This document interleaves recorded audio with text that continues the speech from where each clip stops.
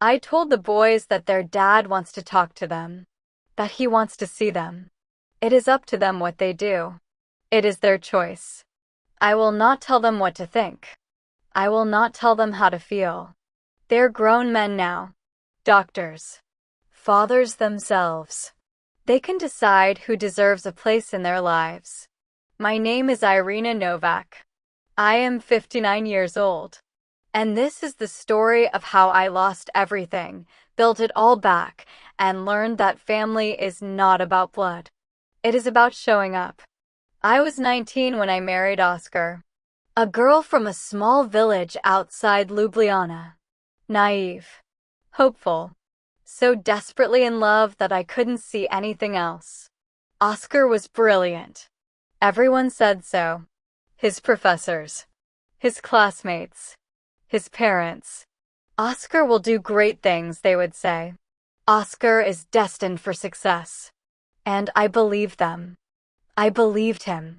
When he said he wanted to become a doctor in America, the best country for medicine. I believed that too. Come with me, Irena. We'll build a life together. It will be hard at first, but once I finish, we'll have everything. Everything. That word meant something different to me than it did to him. I thought it meant love. Family. A home filled with laughter and children. He thought it meant money. Status. A life that looked good from the outside. We were speaking the same language, but we were having two different conversations. We moved to America in 1994. I was 20 years old, pregnant with our first child, terrified of everything. The language, the culture, the distance from everyone and everything I had ever known. Oscar started medical school. I started surviving. Those first years were brutal. Medical school is expensive. Medical school in America is catastrophically expensive. Oscar couldn't work. His student visa restricted his employment. His studies demanded every waking hour. So I worked. 2 jobs. Sometimes 3. Cleaning offices at night. Waitressing during the day. Taking whatever work I could find that would pay cash and not ask too many questions about my immigration status. I learned English from watching television while I folded laundry. I learned American culture from the customers who left tips or didn't. I learned loneliness from the empty apartment I came home to every night. Because Oscar was always studying, always at the library, always somewhere else. Marco was born in our 2nd year. My beautiful first boy. I gave birth in a public hospital with no family around. Oscar made it to the delivery, barely. He had an exam the next morning. He held Marco for 10 minutes, maybe 15, then said he needed to get back to studying. I'm doing this for us, he said. For our future. I believed him. I had to believe him. Because if I didn't, then what was the point of any of it? Luca came 2 years later. Another boy. Another delivery with Oscar absent for most of it. Another, I'm doing this for us. By then, I had stopped counting the sacrifices. Stopped keeping track of the nights I worked while 8 months pregnant. Stopped noticing the exhaustion that had become my permanent state of being. I just survived. 1 day at a time. 1 hour at a time. 1 minute at a time. Medical school is 4 years. Then residency. Then fellowship. Then more training. Always more training. Oscar chose a competitive specialty. Cardiology. The best of the best, he said. The longest training. I thought. But I didn't complain. I couldn't complain. I had agreed to this. I had signed up for the sacrifice. And I would see it through. Nick was born during Oscar's residency. My 3rd boy. My last. By then, I was 27 years old. I had 3 children under 5. I was working full-time at a restaurant while managing childcare with a patchwork of arrangements that barely held together. And I was more alone than I had ever been in my life. Oscar was never home. Residents work 100-hour weeks. They sleep at the hospital. They eat at the hospital. They exist in a world that has no room for wives and children. I understood. I told myself I understood. But understanding doesn't keep you warm at night. Understanding doesn't help you when your 3-year-old is sick and you have no one to call. Understanding doesn't fill the empty space where your husband should be. 10 years. That's how long it took.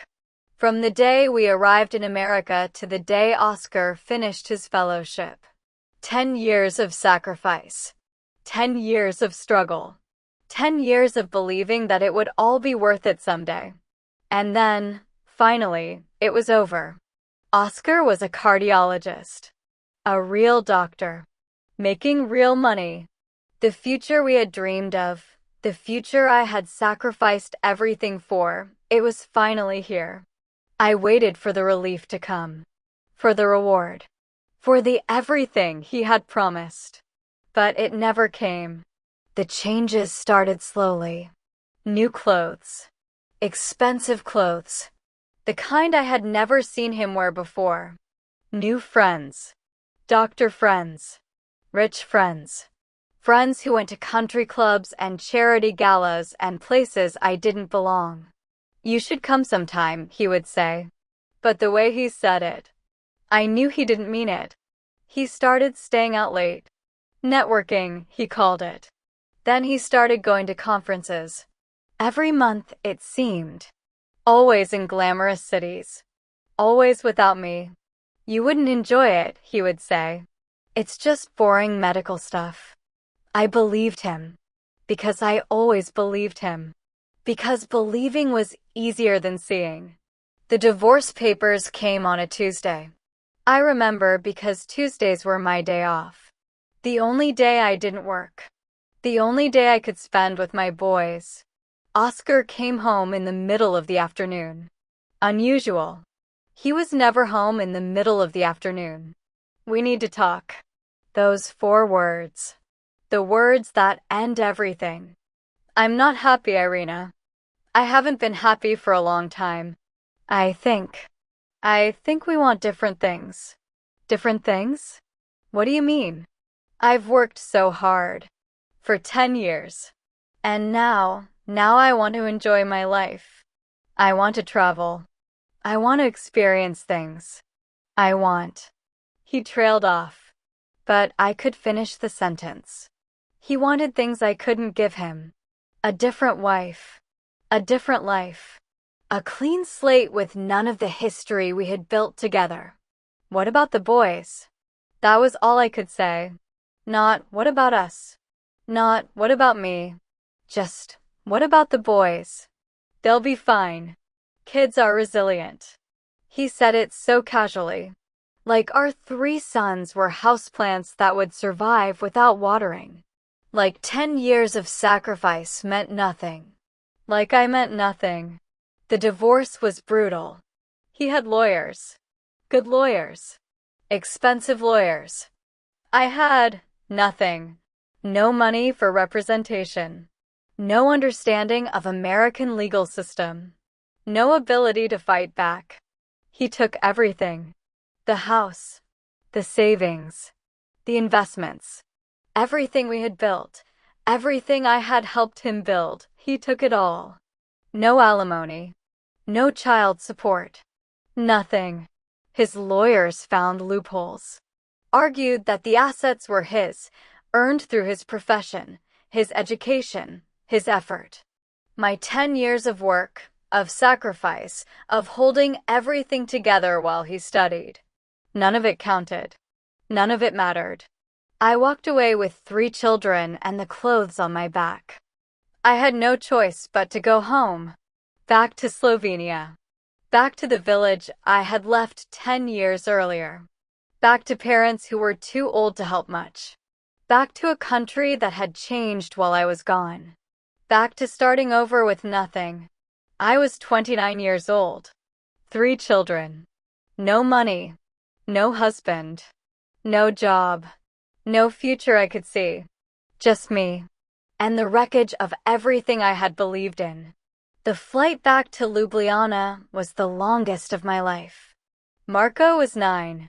Luca was 7. Nick was 4. They didn't understand what was happening.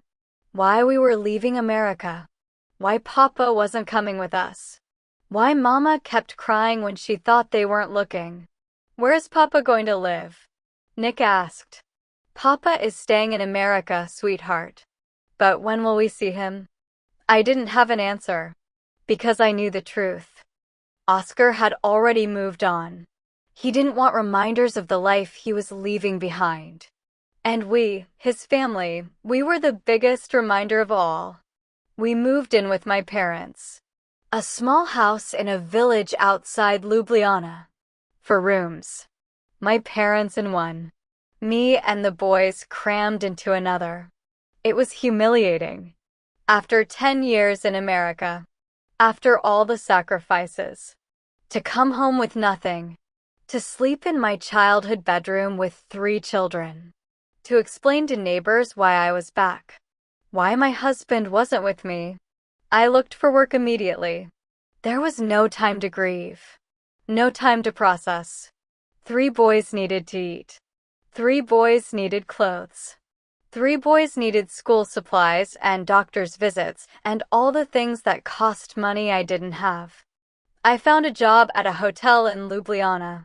Cleaning rooms. The same work I had done in America. The same exhaustion. The same invisible labor. But at least here. I could speak the language. At least here. I had family nearby. At least here. I wasn't completely alone. The first year was the hardest. I worked 6 days a week. Woke up at 4 in the morning. Commuted an hour to the hotel. Cleaned rooms until my back screamed. Commuted an hour home. Made dinner for the boys. Helped with homework. Put them to bed. Collapsed. And then did it all again the next day. Oscar never called. Never wrote. Never sent money. Never asked about the boys. It was like we had never existed. Like 10 years of marriage, 3 children, a decade of sacrifice. All of it erased. Deleted from his life, like an inconvenient file. Marco's first soccer game after we returned. I remember sitting in the stands, watching my 9-year-old run across the field, knowing that his father should have been there, knowing that his father didn't even know it was happening. Marco scored a goal that day. He looked up into the stands, looking for someone. His father. The father who wasn't there, who would never be there. I waved, cheered, tried to be enough, tried to fill the space that Oscar had left. Luca's school play. He was cast as a tree. Not a big part. But he was so proud, so excited to show his family. I was there. My parents were there. His brothers were there. His father was somewhere in America, living his glamorous life, attending conferences, dating younger women, forgetting he had ever had children. Nick's 5th birthday. We had a small party. Cake that I made myself because I couldn't afford to buy one.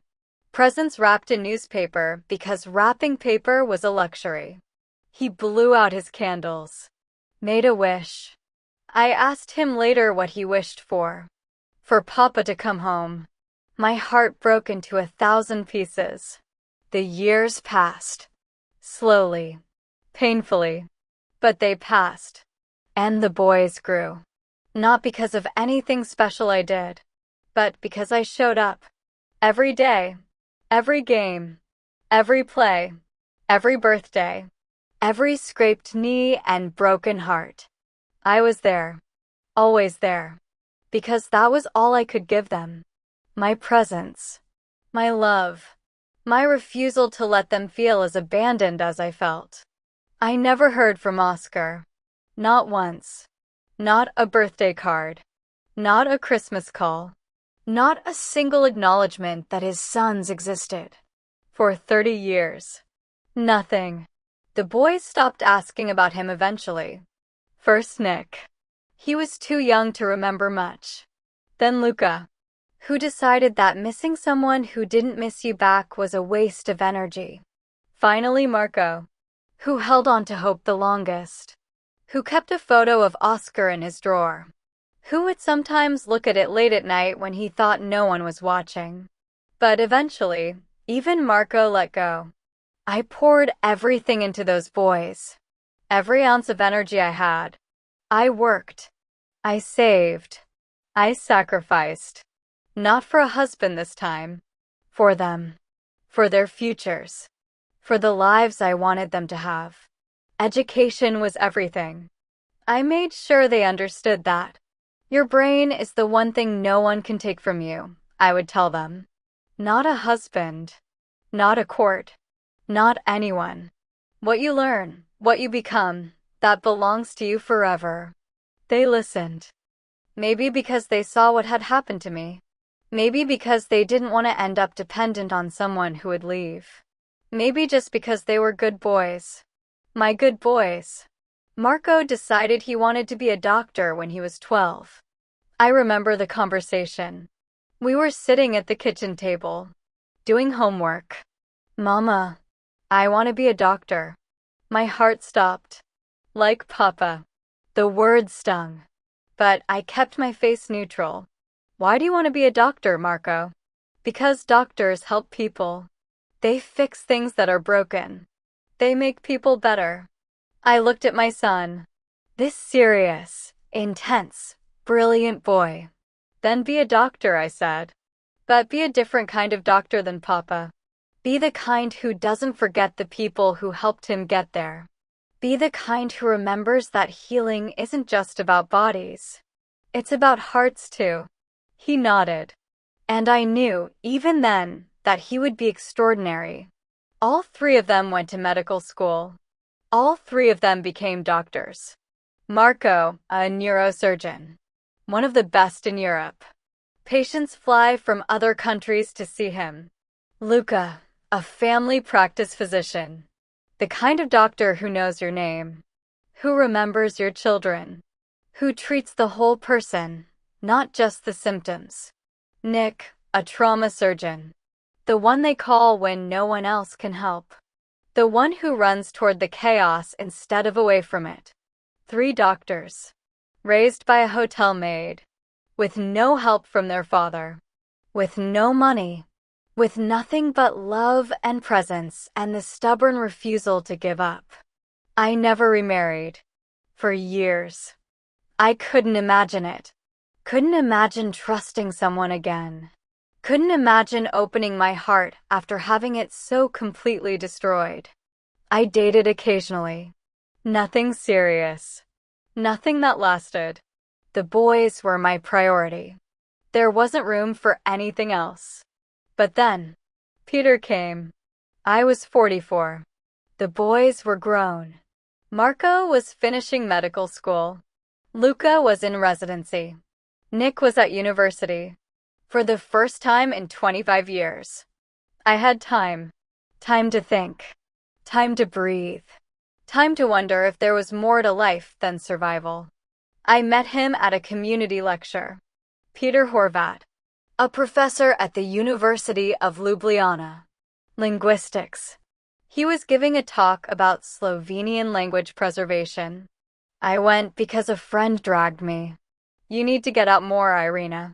You can't spend the rest of your life working and waiting for your boys to call. She was right. I hated that she was right. Peter was not what I expected.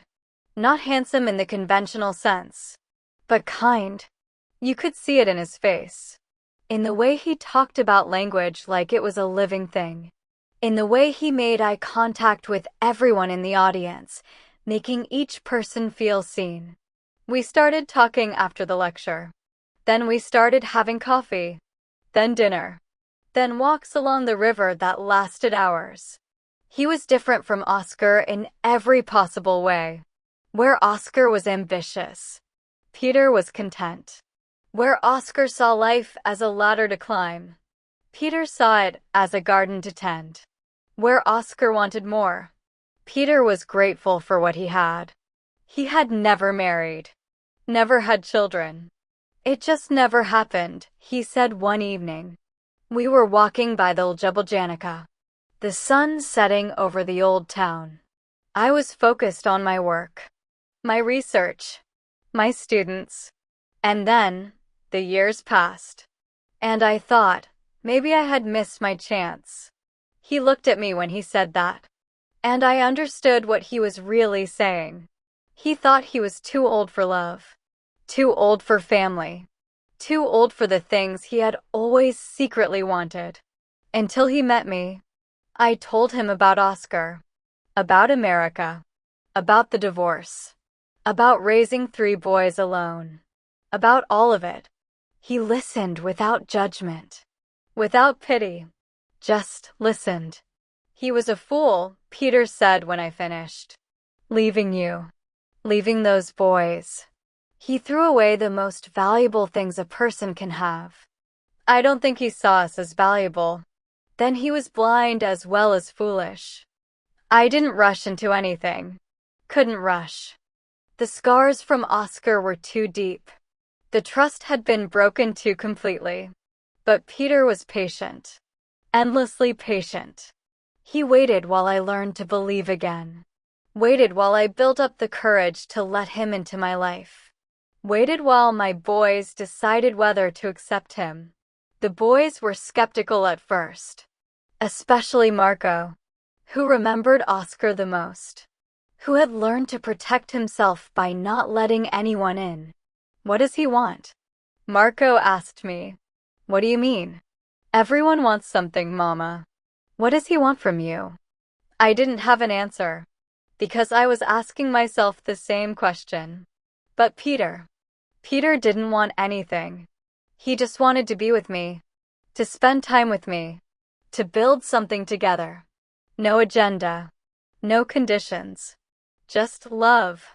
The kind of love I had stopped believing existed. He met the boys for the first time at a family dinner. I was nervous. More nervous than I had been for anything in years. These 3 men, my sons, they were everything to me. If they didn't accept Peter, I didn't know what I would do. The dinner was awkward at first. Stilted conversation. Long silences. Everyone sizing each other up. But then Peter asked Luca about his work. Not the usual questions. Not, how many patients do you see, or how much do you make? He asked about the people, the stories, the moments that made the job meaningful. And Luca, my caretaker's son who never opened up to strangers, started talking. Really talking. For an hour. And Peter listened. Asked follow-up questions. Showed genuine interest. By the end of the dinner, something had shifted. Over the next months, Peter became part of our family. He came to Sunday dinners. He helped Nick with research for his thesis. He debated philosophy with Marco, which was the only way to reach Marco. He treated my boys like they were his own. Not by trying to be their father, but by being present, consistent, interested in who they were. He couldn't have children of his own. A medical issue from his youth. Something he had made peace with long ago.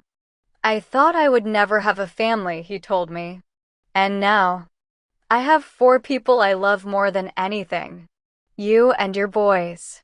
My boys now too. If they love me, they had him. Slowly, carefully, but completely. I think of Peter as my father, Nick told me one day. He was 30 by then. A surgeon. A father himself. I know he's not biologically, but he's the one who is there. He's the one who showed up. He's the one who taught me what it means to be a man. I cried when he said that. Happy tears. The kind I had stopped believing were possible. Peter and I have been together for 15 years now. We never officially married. Neither of us needed the paper. We had something more important. Commitment. Partnership. The kind of love that doesn't need to prove itself. That just exists. Quietly. Powerfully. Permanently. The phone call came last month. I was in the kitchen, making dinner for Peter and me. The boys were coming over the next day, a rare gathering of all three families. I answered without looking at the number. Irena? It's Oscar. I hadn't heard his voice in 30 years. Not since the day he handed me divorce papers. Not since he took everything and walked away. The voice was older now. Weaker. But unmistakably him. Oscar. I said his name flatly. Not a question. Not a greeting. Just an acknowledgement. I'm back in Slovenia. I moved back.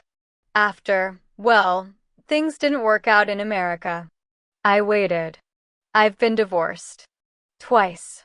Since you and I. I knew this already.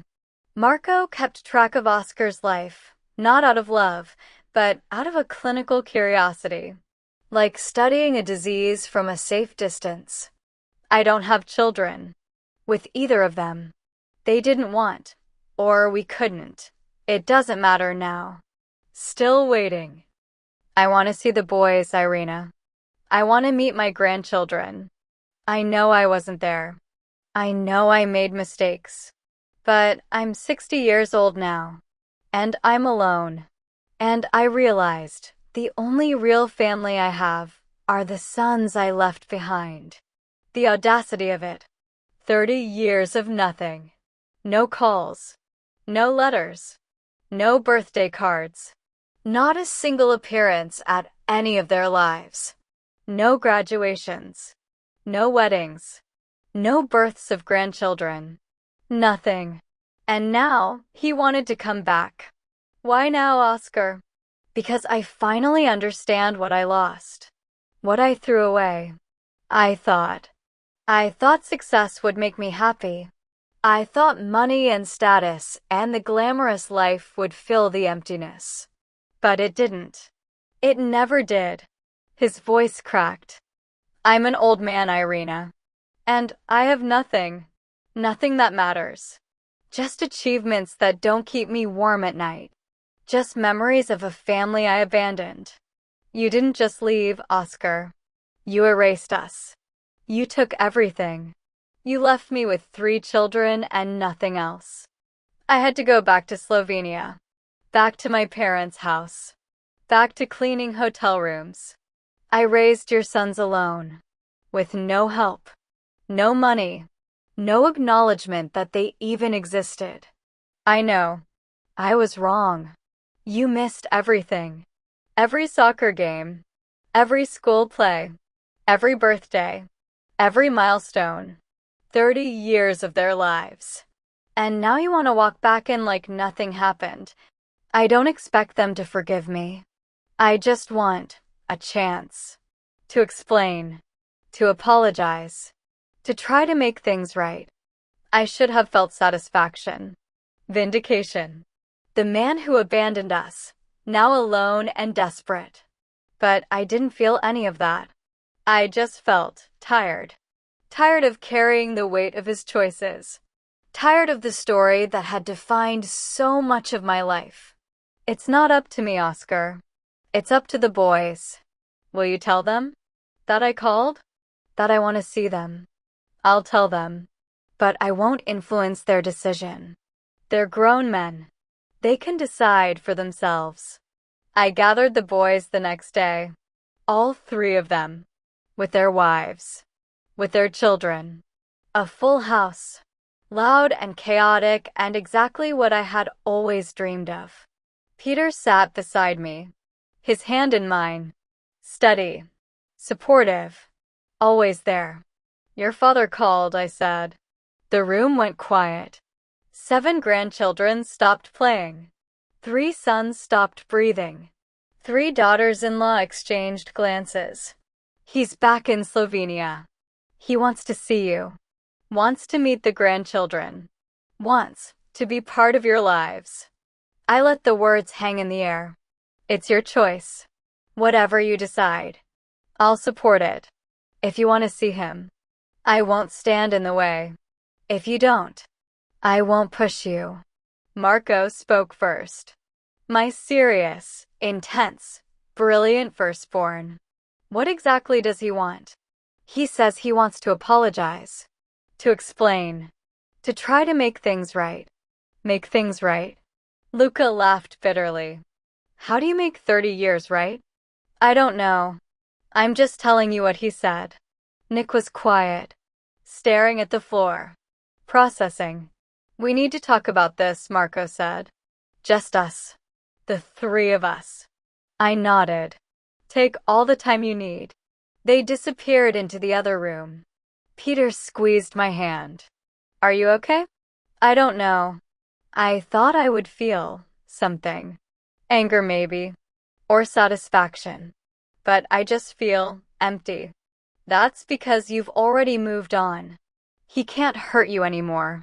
He's just a ghost from another life. It took a week. A week of phone calls between the brothers.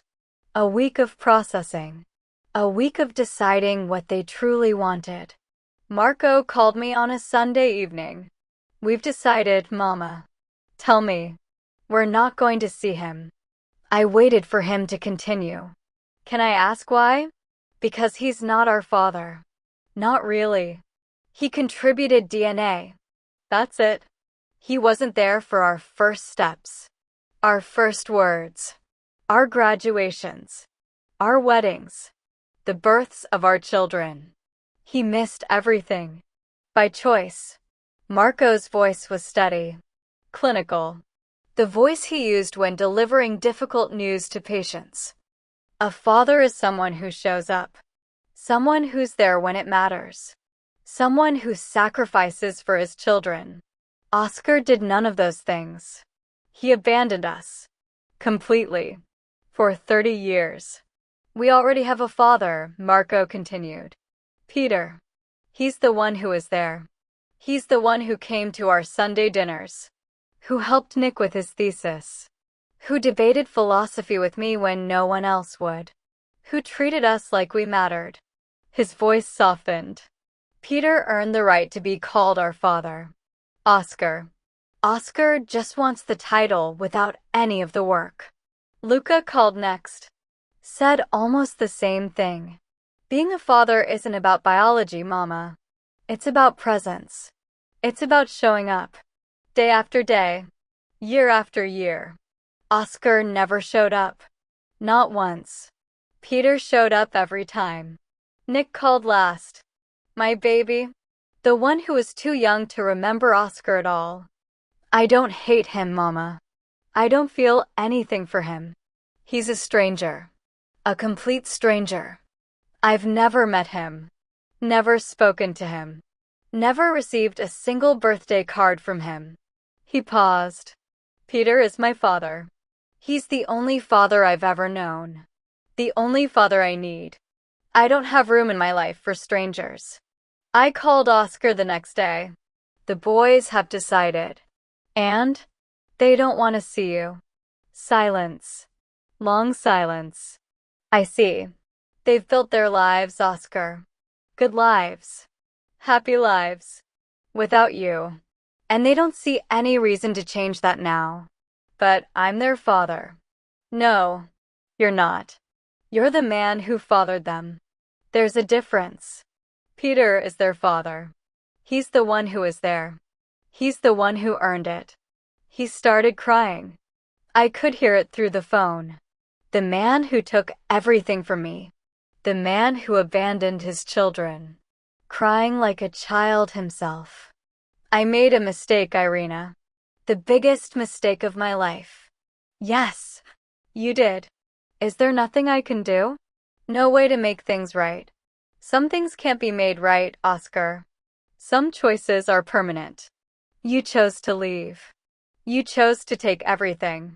You chose to disappear for 30 years. And now, you have to live with those choices. Goodbye, Oscar. Irena. I'm sorry. For everything. I know you are. But sorry doesn't change the past.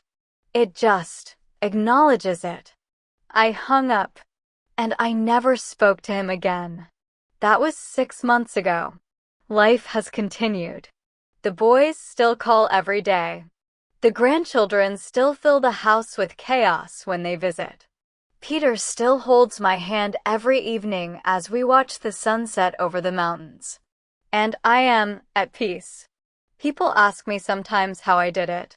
How I raised 3 boys alone. How I survived the betrayal. How I built a life from the ashes of the one that burned. I don't have a good answer. I just did what I had to do. 1 day at a time. 1 hour at a time. 1 minute at a time. The truth is, I didn't do it alone. I had my boys, who gave me a reason to keep going. I had my parents, who took us in when we had nowhere else to go. I had my community, who helped when I had nothing to offer in return. And eventually, I had Peter, who showed me that love was still possible, that trust could be rebuilt, that the right person, the patient person, was worth waiting for. Oscar chased success. He got it. Money, status, the glamorous life he always wanted. Wives who looked good on his arm. A career that impressed everyone he met. And in the end, he had nothing. No family. No love. No one to hold his hand when the nights got long. 2 divorces. No children who acknowledge him. Just an empty apartment and memories of what he threw away. I chased nothing. I just survived. Just kept showing up. Just kept loving my boys with everything I had. And in the end, I have everything. My name is Irena Novak. I am 59 years old. I am a mother of 3 doctors. A grandmother of 7. A partner to the kindest man I have ever known. And I am living proof that success is not measured in money or status. It is measured in love, in presence, in the people who choose you. Not because they have to, but because they want to. The boys made their choice. They chose Peter. They chose the man who showed up. And that is the only validation I will ever need.